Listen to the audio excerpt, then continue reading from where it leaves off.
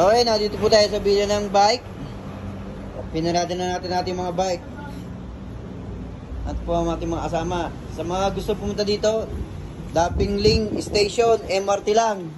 Doon po yung Daping Ling. Doon, sa bandang iyon. Maglalakad lang patungo dito.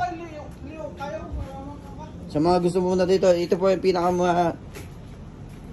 murang bilihan ng parts ng bike. Ayan pong address nila.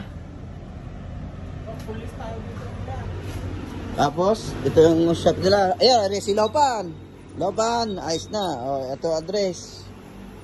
Dito, the boss is very nice. Marunong siya mag-English. He know how to speak English. Okay, papasokin po natin. Magbubukas pa lang si boss. The boss is very good how to speak English. Tingin-tingin sa mga bike mo. Yan, bibili tayo ng parts natin ito. Gawa ng may bago tayong customer para makagawa ulit ng mga e-bike na ganito. Wow, pila na. Ito ang e-bike ni boss.